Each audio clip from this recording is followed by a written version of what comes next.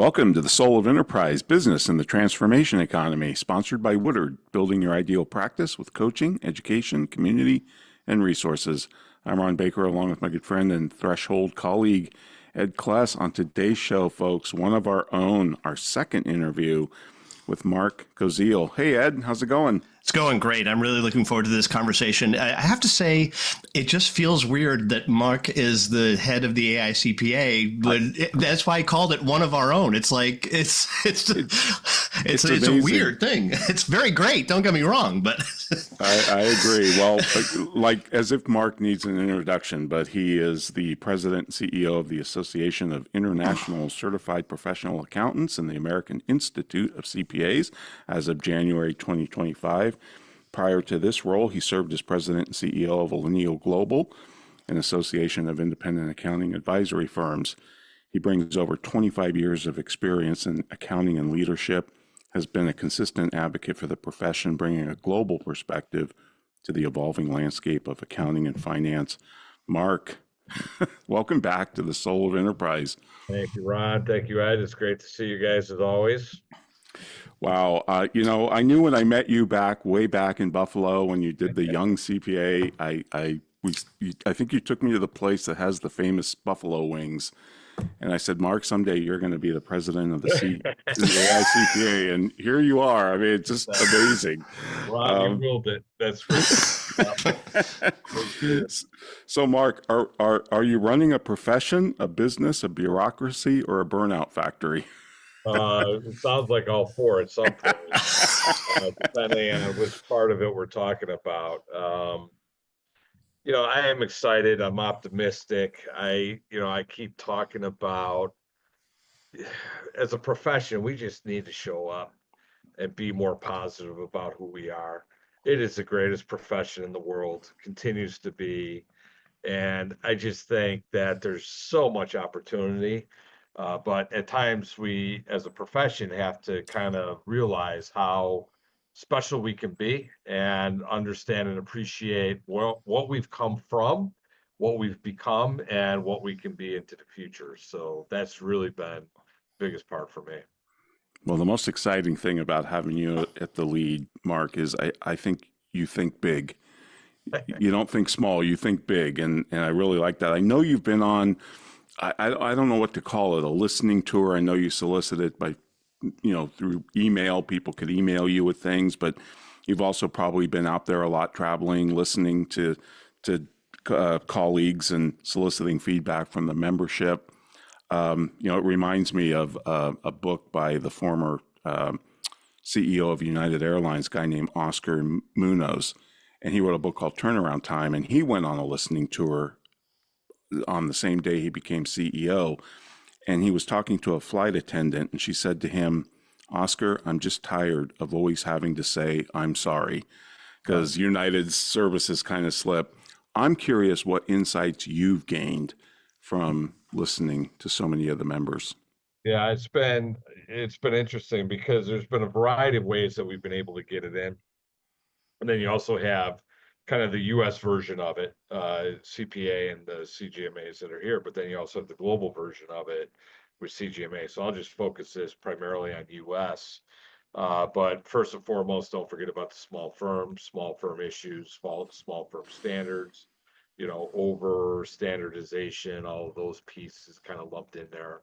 One that was surprising to me was the lack of support for state and local governments.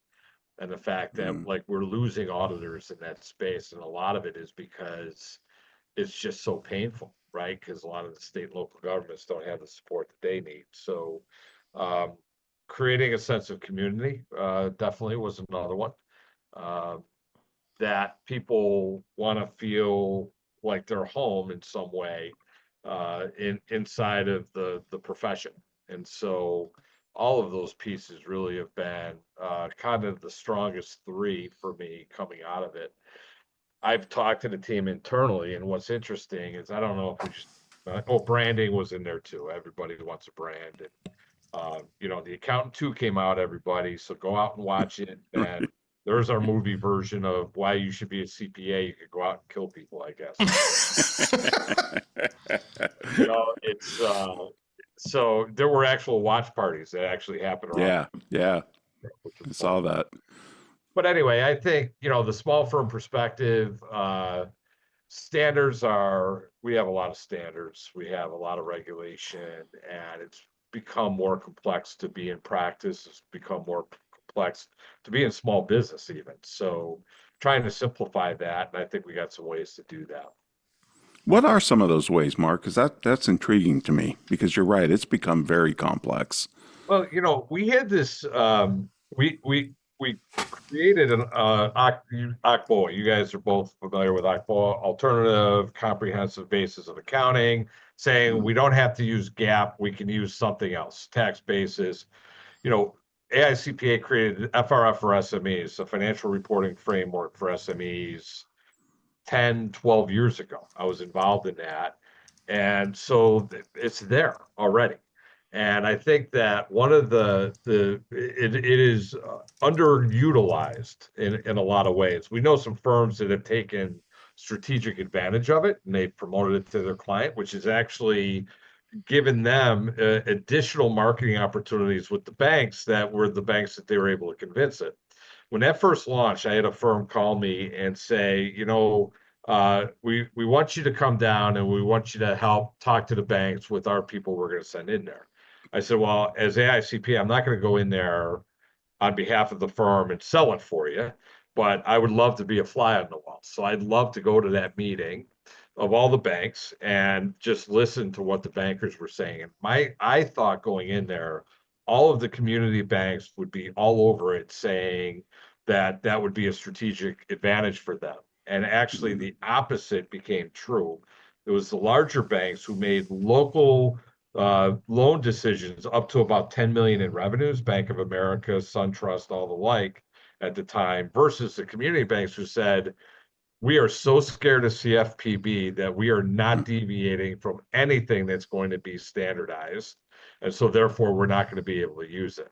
And so it was just great learning for me. And I think great opportunities for people to figure things out. The CFPB's now has been eliminated, so who cares? SARS 27 came out for client accounting services just it was approved, I think, in late December.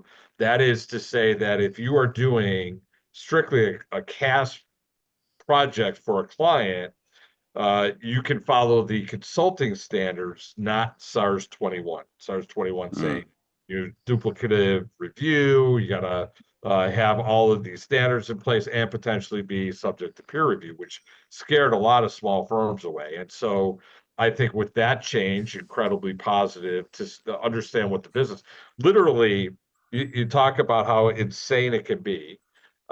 Firms were saying in their engagement letters, because in SARS 21 it said, if you are not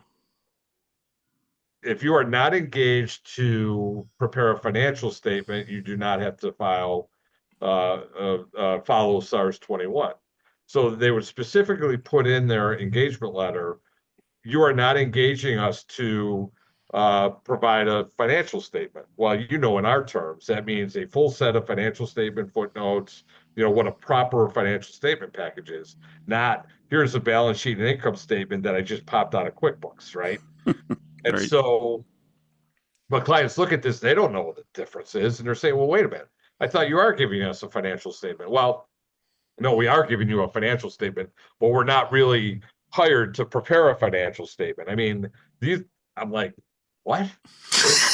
And our standards just kind of, and then all the ARS committee did a great job with everything. And it just, there was confusion in the marketplace. I think the standards were good, but there was confusion out there and that people wanted to kind of overread what the standards were saying. SARS 27, I think, just cleans that up a bit from where it was before and eliminates the potential for confusion. Let's put it that way. And I think that's a small firm advantage. I don't want to hear a firm saying, I'm not going to be a CPA firm because I don't want to follow the rules. Right. And that's Right. what we're starting to hear. And I think now it's a great opportunity because the CPA, that's our brand. We should be promoting being a CPA. Right, right. Mark, switching topics, can we finally say out loud that the 150-hour rule is the accounting profession's version of the emperor has no clothes? All I can say is the train has left the station and bachelor's plus two is being adopted in many states. I worry very much so about mobility right now. We have some issues Hmm. on that we need to get that cleaned up as quickly as possible. Um, it's interesting because I didn't realize where the 150-hour rule started, but it actually started in 1988 Right. in Florida. Florida passed it on its own, which was an immediate break to mobility. Now all of a sudden there were other states that started to talk about it, and here we are now going in the reverse. And I was at a meeting here in New York. New York's introducing legislation, but they're talking about 120 hours. Hmm. Wouldn't it be great, Ron and Ed, if we could stop talking about hours as being Yes. gauge of success, which is why we've said bachelor's plus two, not 120 hours plus two. Because what if you got your bachelor's in 90 hours? There's a lot of Southern schools that are actually starting to do that. So Sure. let's look at the competency and the level of education that it attains and then figure it out from there. So 150 masters plus one still be in the rule books if people want to follow it that way. The 150 could actually apply for states where you say, okay, you need so many accounting credits. I graduated with an undergrad in history. And now I want to be an accountant. So in those 30 hours, I could get the accounting education credits. I don't have to wait for a master's or do something else fancy, but I could get the credits to be able to sit. Now I only have to do it for a year rather than for 2 years.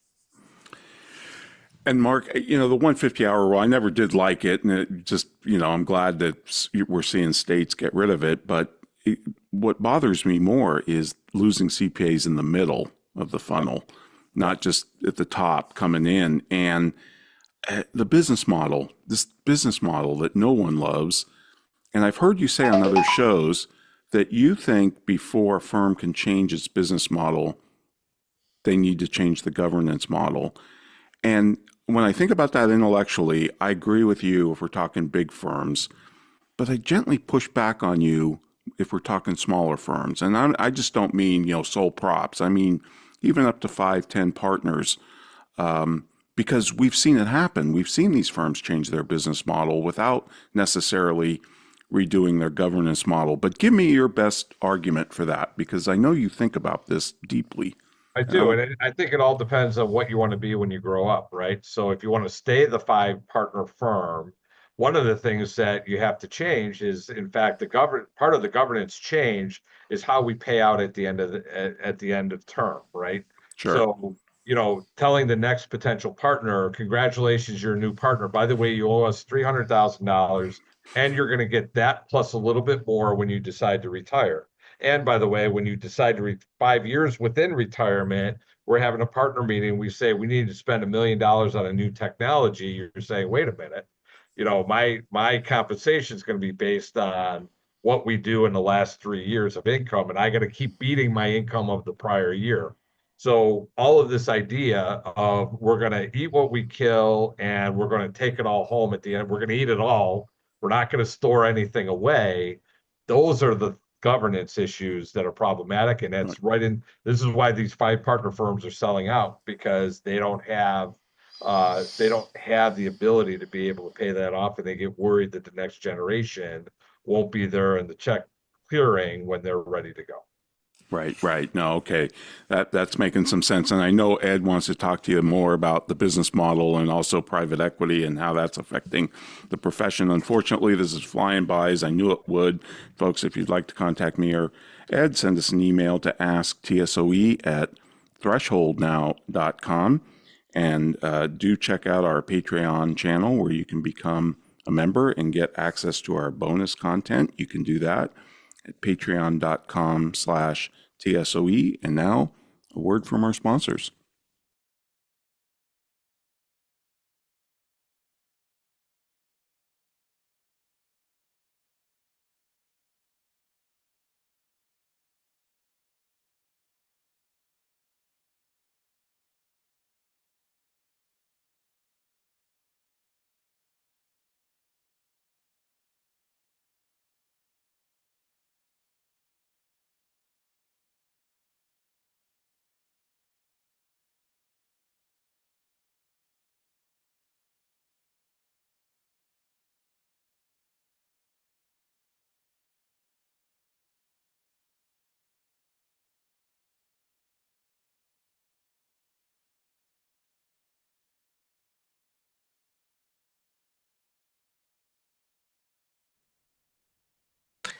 And we are back on the Soul of Enterprise with our friend Mark Koziel, head of the AICPA. And Mark, just want to go back to your listening tour for a second and ask you I'll call it a meta question.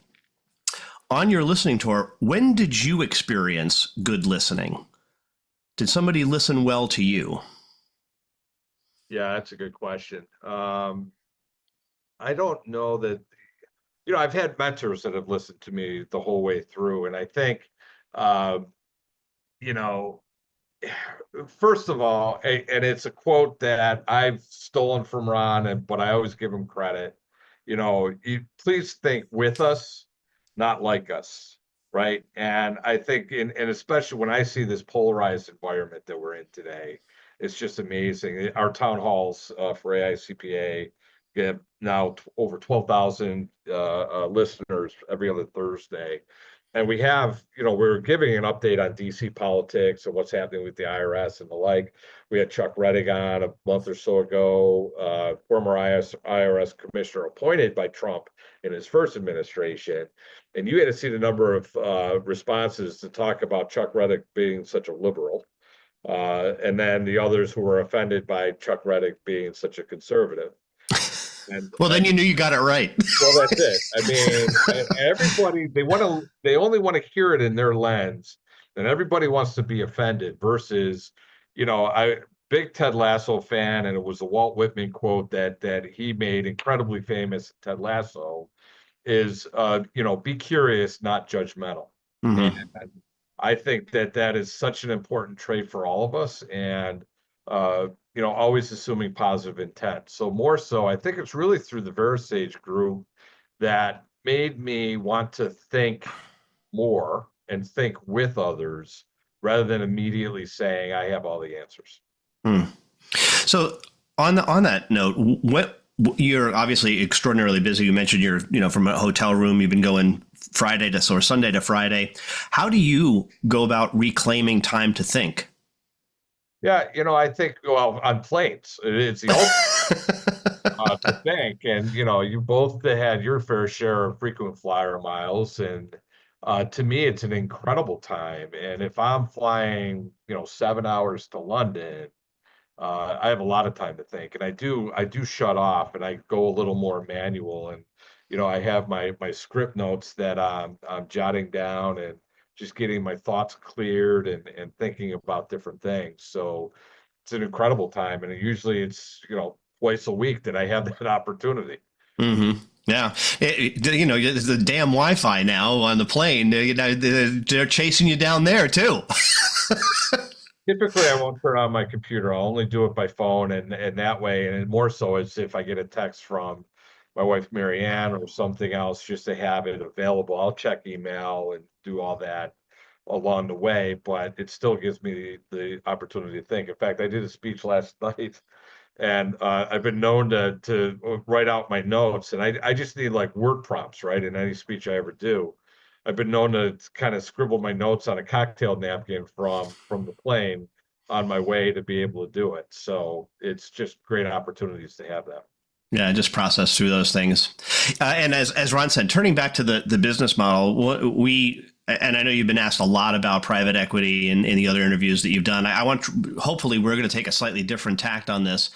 And that is one of the things that we observed with PE is that when they went into car washes, when they went into HVAC, when they went into plumbers, they actually did make changes to the business model. And in all three of those cases, moved people to subscription. We're confounded. When we first heard about the PA movement, we're like, a PE movement, we're like, great, maybe they're going to do this as well. But it seems that most of the PE that they're just doubling down on utilization and realization. And we're like trying to understand like what's going on here. Not all, but some. Right. That's for sure. And I do feel like, and I've talked to a number of the PE investors too, and they've been kind of hands-off approach-ish in what they're doing. And I do think it'll allow for deeper conversations in the future, but it really has still been CPA-led, CPA firm. And so they've been allowing them to still go on their current measures. I do think there's opportunity for that. There's a couple of firms that I've talked to. I actually had one of the firms that I know well that they actually have been three-tier pricing their audit engagements. And the first one that they ever did, I was talking to the CEO of the CPA firm, and he was all excited. He said, they took our top tier price. And I looked at him and I said, you know what I'm going to say next? Like, don't tell me I undersold it. I'm like, I just, you know, how fast did they take that top tier price? Yeah, yeah. I don't know. But at least it's the trial and error. At least they're trying. And Hmm. I think that it was incredibly positive, and I do think we'll see more of that. I think that, technology investment, AI, they should be natural pushes into us doing this, because if it's not, and we still come back to this hours times rate thing, we're going to be in trouble, because we're going to be giving it all away. And we're investing heavily in technology and the Hmm. pricing model. I know Ron's not a big cost accountant guy, but now take a look at all your costs that are generally there. Your costs on technology is going up. Yeah, your payroll's coming down a little bit, but you need to offset that. You need to get paid. You need the multiples to stay the way that they are. Every firm is being judged on, a standard of EBITDA. And so what does that do to it if profitability is going to continue to shrink every time you try and still calculate it the old way? Well, and that's why we've always come to the conclusion that it's not even necessarily the billable hour; it's the timesheets that's the problem. I was involved in a conversation today on LinkedIn with actually they were lawyers, and this one guy has joined a firm. I'm not even going to give out their name because I don't want to promote it. But effectively, what it is it's this AI agent that you load onto your computer that just observes what you're doing on your computer and then fills out your timesheet for you based on what you're doing on your computer at any given time. And this guy's response was, because he left the private practice to go into governmental or private because he hated doing his timesheet. And like, it's not doing your timesheet that's the problem. It's the culture of around time that's the issue. And I was just completely blown away by that. It's not just filling out the timesheet. I love this. I got this award last night, right? So very nice and I immediately It's got a clock. For those of you who are listening. I shouted out to the crowd. I'm like, great, now I get to do a timesheet again because I can track my time. Literally, I said that to the crowd. But in all seriousness, I did address that point. Is like really that's the underlying problem, right? I mean, at least as we've identified it, is that what you are still thinking as well? And even in business model in general. So some of the failures I've seen in additional services that we've added to firms. Let's talk about wealth management, or you bring in these technology consultants who none of them are accustomed to the model the way that we've done it. And so, this goes back years for me when we started a wealth management division, and the head of wealth management was being chastised because he wasn't in the office on a Saturday during busy season. I'm like, I hope he's never in the office, because he's on the golf course selling investments. That's a very different model. Mm-hmm. Yeah, so it really is interesting to see. But that to me, that's the foundational problem. And unless people begin to move off of that, I think we're still going to be in a world of hurt. So. All right. So you mentioned earlier, and I think this is a really important point, that accountants want to have a sense of community, and certainly I think you at the AICPA can be a part of that. But in my view, it would also be local communities too, right? So do you guys work with even state and local chapters on them building sense of community, and just brainstorm with me on ways that accountants can build community among themselves and even among perhaps their customers? Right. And I think that, VeriSage is a community, right? VeriSage is a community for a long time of common thinkers. And I think very similarly in a lot of ways.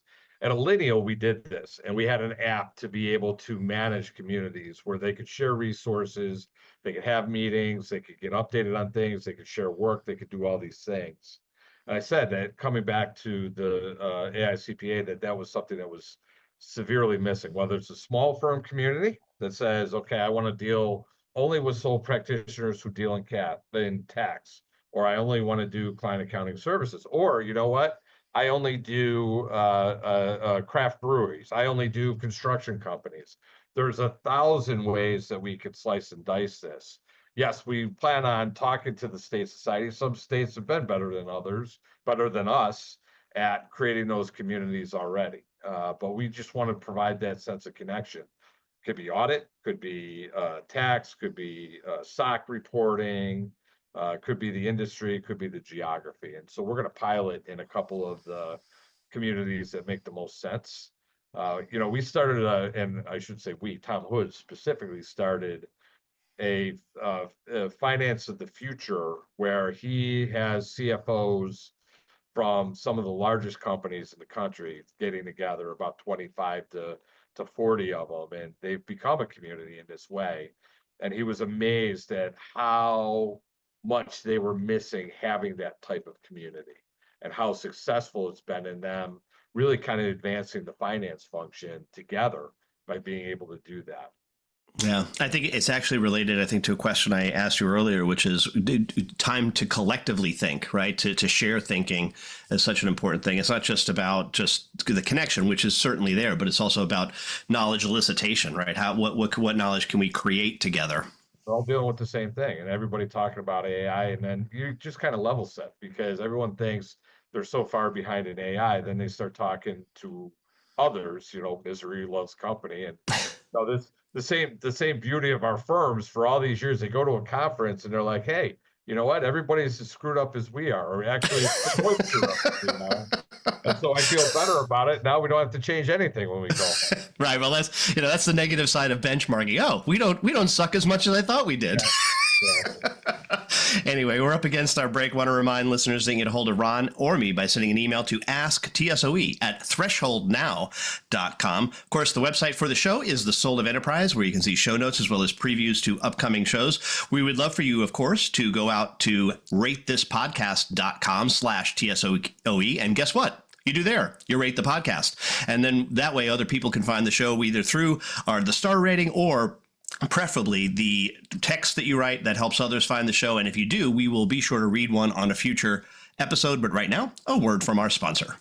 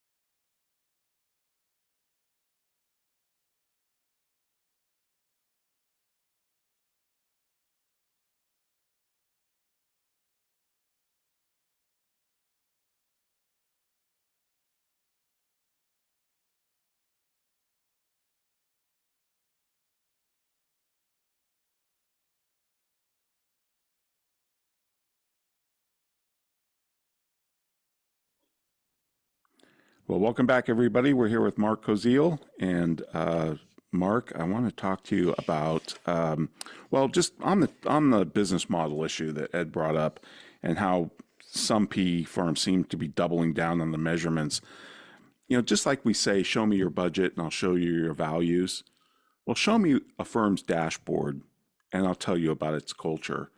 And I just wonder what your take is on, are we destined to live with the timesheet for another 100 years, or is this thing on its way out? Because I'm disgusted by it, and I'm even disgusted by we're still having this debate, especially in the age of AI. What do you think? No, I do think that overall, we can't keep using that as our ultimate measure of value because just based on all of the changes we're making and how we do it, it's going to be a race to the bottom. And you're going to give away pricing to clients just because we're measuring the value the wrong way. And the clients don't necessarily measure it that way. In fact, what's interesting is I'd say years ago, a CFO with a lack of understanding of value because they came out of a firm.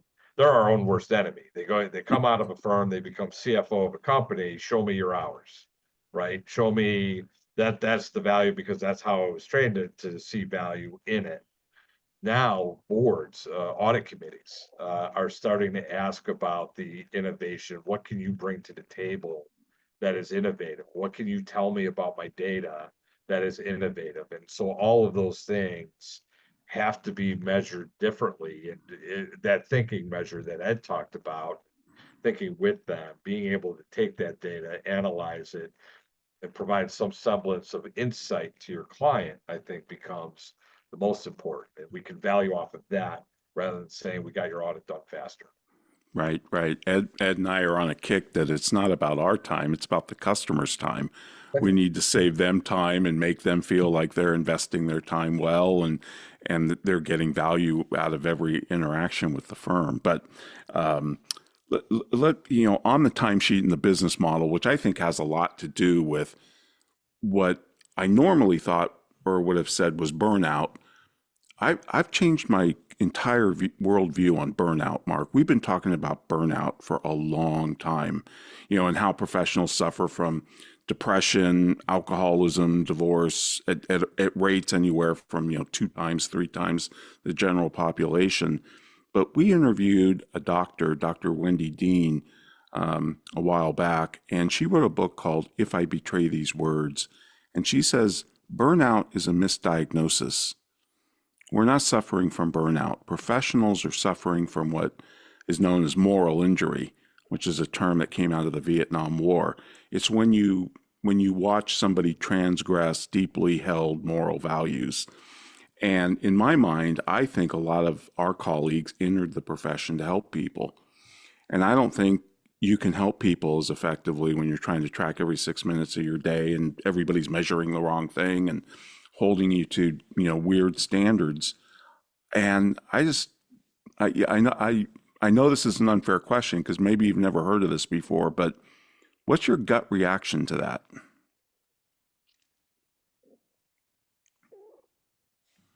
What's interesting to me, when we talk about burnout and we talk about what things look like inside the profession, I do think there is the opportunity for being better at what it is that we do. And so many they'll blame the big four, the largest of firms, or smallest of firms around it. I'm on a small firm practitioner Facebook group, and they're all talking about how bad busy season was and all the things that are going to make it better if we could extend the due dates by certain days and all these wonderful things. Well, to me, most of the burnout is self-inflicted, and there are firms out there that will be an option for many if I'm driven by money, I'm probably going to work incredibly hard and I'm going to work a lot.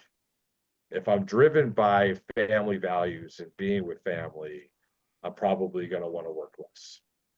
And when I look at those who have left public accounting to go into business and industry, I don't think they're working less hard, if that's such a term. But I do think, because I think it's ingrained in them. All of us have been through hard work, Sure. pass the exam, to have those first couple of years. Yes, the work is hard, but we don't own hard work. It's Mm-mm. every, and so a lot of it is self-inflicted. You and I have had conversations my 3 years in political media, politics and public Mm. affairs. You can measure busy in dog years in that environment. Right. Parenting. So I do think we have the ability to manage it. People are afraid to at times. I think that helping others, and I have to do all of this for my client, even though my client is a complete PETA and coming in late. And how do we not price? Okay, client, you know what? You're going to get 3 prices. You want it done by the original filing date is going to be the highest price. You want it done close to the extended filing date, it's going to be the second highest price. And if you want it done during the summer on a date that we provide and you must have your stuff in, that's the third highest price. And imagine the behaviors we can have with our client. But yet I'm watching all these folks who are complaining about their clients being so bad. And I just think at times it's self-inflicted behavior. Right. So I think there's a lot of opportunities for us to make it different. And why is it that those that complained about the hours, the stress, it was all there 10, 20 years ago. They are now in charge of these firms, and yet it hasn't changed. Right. So if it was so bad for them and now they're in charge, fix it. I used to say this to my partners all the time when we first started our young CPAs that you were referencing earlier. We started with a happy hour, and one of the partners came to me and said, "Should we be worried about our partners or our young CPAs going to this happy hour?" I'm like, "I don't know. You tell me. Is there a problem working here? Because if there is, fix it. You're in charge." We shouldn't be afraid of our people going out into the public and actually talking to people working in other. And if we're actually a lightning rod for talent, then we should want them out there recruiting all the others, right? Right. And from then I said, I tell you what, I am going to fix our turnover problem because I know what the number one source of turnover is for us. And he said, well, what are you going to do? I said, we're going to stop sending all of our people to clients. He's like, well, we can't do that. I said, yeah, but that's our number one source of losing people is they go and get hired by a client. Yeah. That's right. All of this is, I think as a profession, we could all come together, we could talk about it, and we could try and improve it as best we can, but we got to get around the table and have that. And if the market starts to drive in a way that some firms are standing out differently and others are losing folks to those firms. We're hearing this about the PE environment, there's a lot of turnover now, all these rumors. I don't know if that's fact or fiction. All the firms that are non-PE firms are saying that all ththese people are leaving, but has it changed any from where it was before? I mean, people are going to move around, and it's a matter of, we can all only focus on our own culture. And if we did that and we created a culture, and I used to say this to our partners, is this firm good enough for your kid? Because I'm recruiting someone else's kid, and chances are we're in Buffalo. I actually know who the parent is that I'm recruiting someone, and I have to look them in the eye and tell them that this is going to be a good career for their kid. Right. One of the reasons, Mark, this moral injury diagnosis resonated with me so much is because the burnout diagnosis seems to put the blame on the person rather than the system. And I think that it's the system that eats the young, not so much, it's not their problem. And like you said, we're not immune to hard work. I mean, geez, every professional I know is a type A personality who loves hard work. We love that, we're not born to be comfortable. We're born to be challenged. So I just think that's why the moral injury thing resonated with me so much. Yeah, I do think that that's right. And I think the more we could talk about it, we're having all these pipeline issue discussions, right? How do we improve the pipeline? Well, we improve the pipeline by improving the culture inside the profession, and then all of us telling a better story of who we are as a profession. And it's like all these surveys about best place to work and best place for moms and best place for dads. all these things. And yet when you actually are boots on the ground talking to folks and you're hearing that the cultures may not reflect all of those wonderful awards that they're talking about. Been dying to ask you this question, Mark. If you were designing the accounting profession today from scratch, no legacy models, no rules, no licensure from 1898, what would you do? What would you keep, and what would you gleefully toss on the shredder? Well, I'd still keep audit around because that is what, and I say this time and again, audit equals trust. Trust equals permission for all these other things that we do. And whether or not I would do audit or not, I would have this semblance of a good practicing firm focusing on only a select number of clients that we all can come in and we collaborate on all the great things that we're going to do for that particular client. And maybe, independence is looked at differently from there, or the client accounting piece that we do. But, kind of that concierge medicine that you keep talking about is having some concierge level of service for clients and only having to focus on a select few and doing some incredible things and having such a great relationship. I think that's paramount. It's hard and, for serving the public interest and what all that looks like for the public company space. But I think all the other spaces around it, we are Main Street America. We are a huge part of it. PPP proved how much of a trusted advisor we truly are to our clients. Couldn't agree more. And that we're still and will continue to be a relationship-based business. Yep. And tariffs are going to follow right along with that right now, depending on how those all flush out. But last Thursday, I'm at our cigar club. I'm talking to the owner of a manufacturing facility. He said he just had a bunch of products that came in, a portion of which are made from steel that was, produced somewhere else. And yet the tariff that came in, he paid an extra 50 grand on a part that only a portion of it was steel. The rest of it was assembled in this other place. And now he's overpaying on the tariff because, and I see that as the opportunity for our firms now to work with our clients, like cost segregation back in the day. We're going to have to pick apart what is being tariffed, what is appropriate, and making sure our clients are paying no more than what they should be paying on these things. Absolutely. The uncertainty being created by that is just insane to me. But yeah, we can play a big role. Well, Mark, this has been awesome. Thank you so much for coming back to the Soul of Enterprise and chatting with us about the future of the profession. And folks, we'd like to remind you, if you want to contact me or Ed, send us an email to asktsoe@thresholdnow.com. And now a word from our sponsors, including Woodard.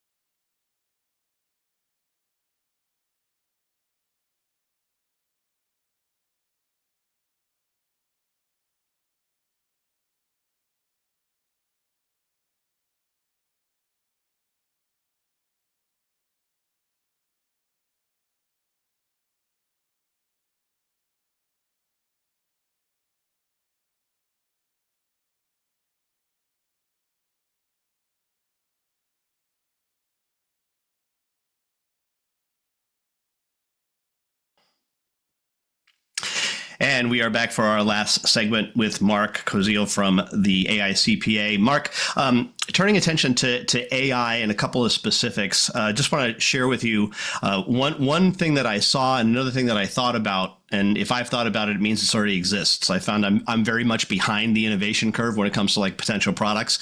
Somebody's already done it. But the first one is someone going up to one of these places where you can get CPE on the web, where you have to like download this 600-page PDF file, and then you got to take a 35-question test in order to get your CPE. Well, here was the demo. Download PDF, upload it into ChatGPT, take the exam, answer the 35 questions. I now get 8 hours of CPE in 8 minutes.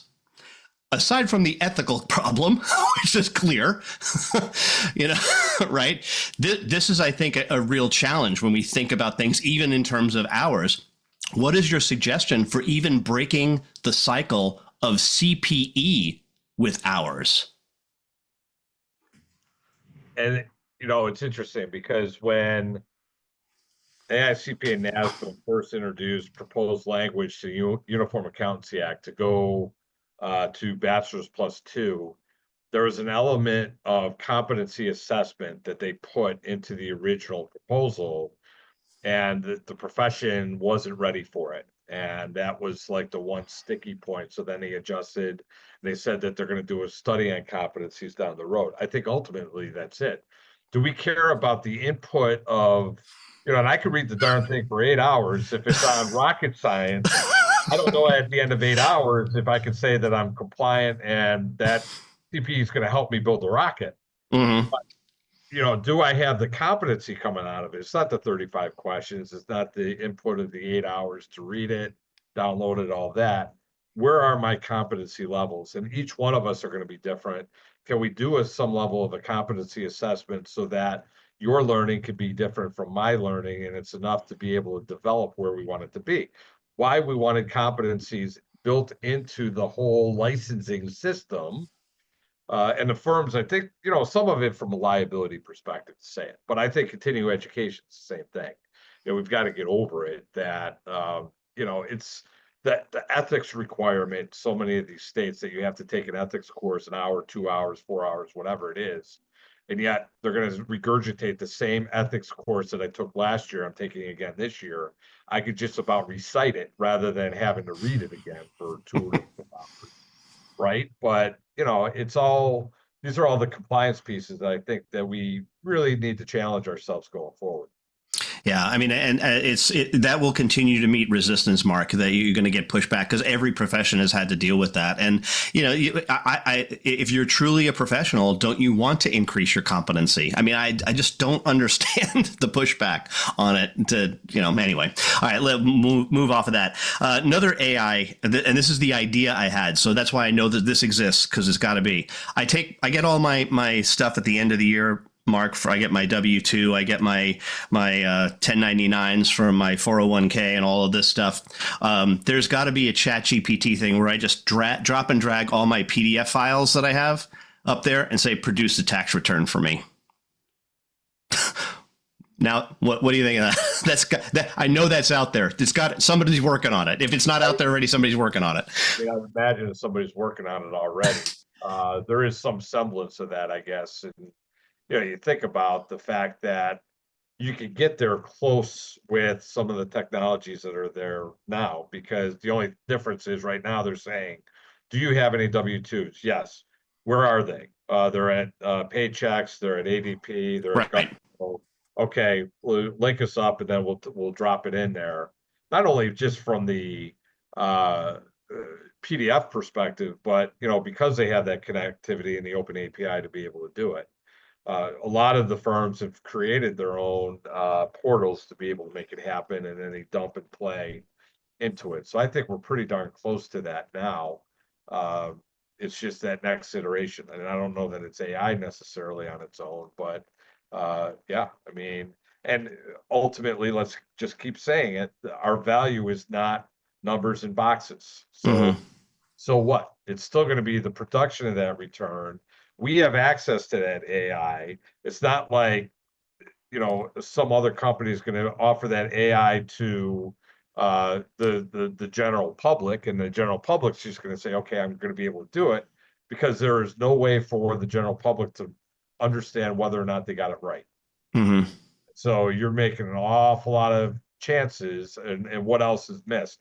There are questions in there, so you think you've put all the right documents in there, but what if you're missing something? And what happens when you get the amended 1099 that wasn't in there, and how you're going to make that change, the adjustment? There's just so many nuances to it to say outright that the general public are going to be able to file their own return on AI. I don't think is as accurate as firms leveraging the AI inside their tool and being able to still produce something valuable for their client.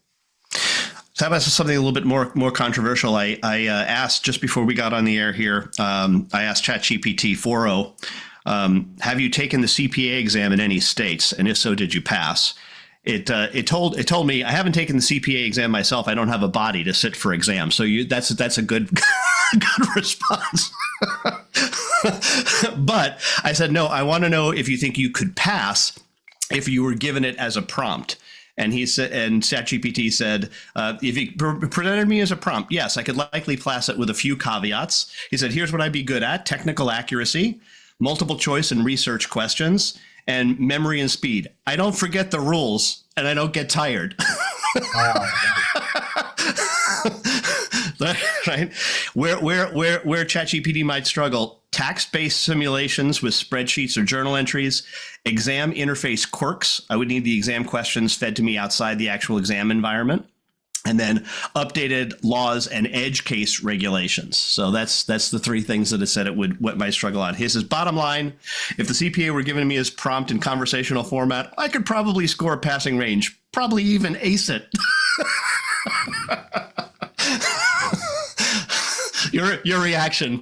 Yeah, it's like the computer playing against the chess player. Yeah.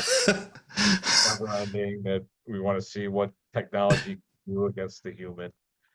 Well, so that leads to the last question, which is a great book that Ron and I covered, 4 years ago, Ron, maybe longer than that. And the premise of the book is there are certain things that we don't want computers to do. So the question then becomes what is your view in the future for what are the things that the general public, the people are going to want from their CPAs that they don't want to either hear from a computer or allow AI to do? It's like going to the doctor. Do you really want empathy? Computers can't generate empathy. How long? Actually, it's pretty good. Ask it to be empathetic. It will be. Sure. I still don't trust that they're going to take it from a machine. The humans have a hard time taking it from another human. Right. That's the key. Yeah. And so people want that still personal contact. We are a human business, and I think that that's going to remain forever. AI is going to help supplement what we do. AI is also going to give us additional opportunities for service lines. Companies are going to want some level of assurance over their AI inside the organization. And if we're relying on AI to provide or produce insights for us in which we're going to make business decisions, we're going to want to make darn sure that what the AI is producing is going to be good information for us to be able to rely on. Well, sure. And this gets to the thing that I think that AI in every industry profession is struggling with is the AI doesn't have to be perfect. It just has to be better than the human. And then it finishes it up, right? Right, right.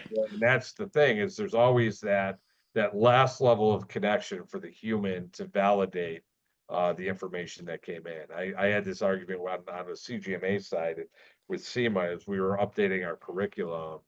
They said that AI will do the insights and analysis, and I said, well, wait a minute, no, it'll do it to a point, and then the human needs to finish it and validate it before it goes on to someone to be able to rely on it. Yeah, yeah. Well, lots of exciting things coming up, Mark, and you're uniquely positioned, shall we say, to have a front seat in all of this. And we really appreciate you on the Soul of Enterprise, and we'll hope you come back on a regular basis to talk to our audience. Really great stuff. Thanks. tell you what, this was refreshing because it was the first time I didn't have to talk about the IRS, PCOB, or Nah, we will gladly yield that to all other podcasters.